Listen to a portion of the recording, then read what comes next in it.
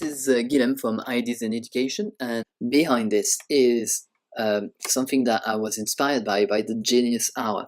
The Genius Hour is an initiative to allow students to explore their own passions in school and to research through exploring questioning and presenting to the rest of the groups. Google allows the engineers to spend 20% of their time to work on projects they want, and I thought, why don't we try to do that not only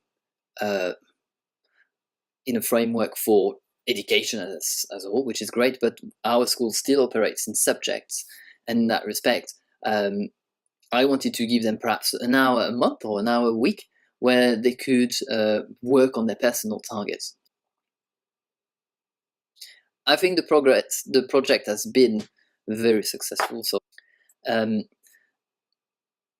I think there are a couple of benefits about this approach. I think one, it empowers the student to be able to choose what they're working on, and more importantly, they are, I think, the best place sometimes, if you've got a thorough discussion with them, to choose what are their top priorities, and that's the way I've sold it to them. Say, I'm giving you basically free time to work on something you feel would be useful, and that to your French development, because that's the subject I teach. But alternatively, that allowed me, therefore, to go away from the Genius Hour purely, which I really like. The format is a really good thing to do, and it's very interesting, but I think it's sometimes difficult to implement for schools that still work very much with subject-based contact time. And what I wanted to present today is the way I've been trying to promote independent learning for my students, and also looking at developing their learning to learn skills in more modern foreign languages. I've called this the 3x15 because I've chunked one session every now and then in 3x15 minutes. The first 15 minutes they work on the previous target. On the second 15 minutes they explore another new target, another new area that they think would be beneficial to their learning in French. It could be also something like a project like I want to do a presentation about statistics of unemployment in France, although not many students would volunteer to do this. In the last 15 minutes, the students would then spend 10 minutes reviewing and thinking about the next time they're going to have a session, already pre-filling up their sessions into that to-do list. And therefore that allows them to think whether or not they've explored the whole problem, have they solved the problem, or have they just discovered that actually this problem is leading to another problem. So this is taking place in the Google Suite, and I'd like to show you what I've been trying for a couple of weeks now.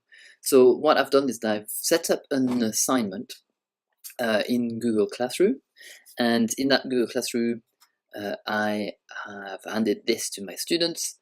The template that I've been using is this one. So I'm a teacher of modern foreign languages, and in that template it's a basic, you may have recognized, template for the to-do list in Google Sheets, and I've divided this in a to-do list, an enhanced to-do list, to promote critical thinking and independent learning. So basically what I ask my students to do is, sorry, the top bits, which is in French, what is the problem that the students want to tackle in a particular session, and then they can also explore how to go about finding a solution to this problem. And in the last bit, they can also tell me how what resource they've used in order to do this. Okay, so essentially it could be, the problem is my writing is inaccurate in my modern foreign languages such as French.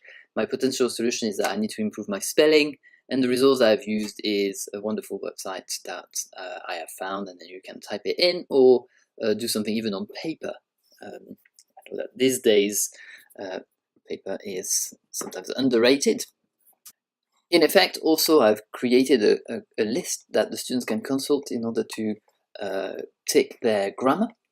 the things that they've done. So for example, they can click and have a look at the conditional tense from a website, and they can also click that they've completed this aspect, and also make sure that fits in with their general targets, if you wish.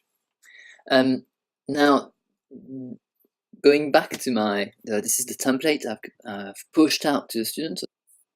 I've created a website with restricted access only for my students, and they can, of course, see the template. If I want to update it, they can copy and paste section of it.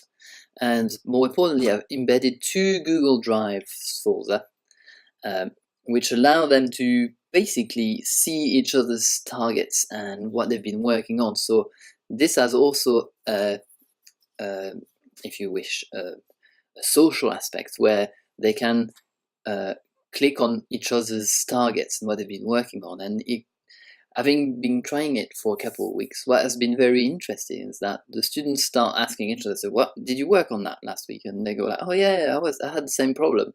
I was not very good with my tenses.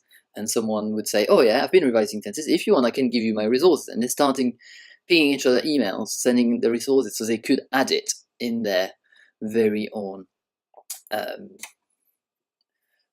templates. And it's been very useful. So far, students have also included some bits there, and that student there has even included a screenshot of the exercise that he did. I don't know if I can blow it out.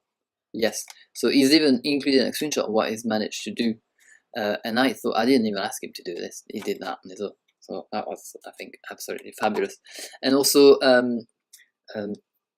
I like the questioning that goes behind what is the problem that I'm trying to solve that we've got in that column, and then what can I be trying to do and how I'm going to do it in that problem, and what resources I'm going to use in order to get there.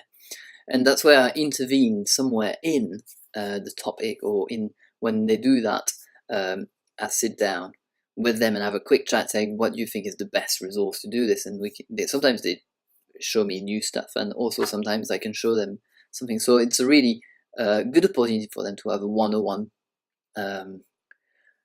session with the teacher within the lesson. And as I said, they've also started going over each other's work, and they have a look at how what the others are doing as well.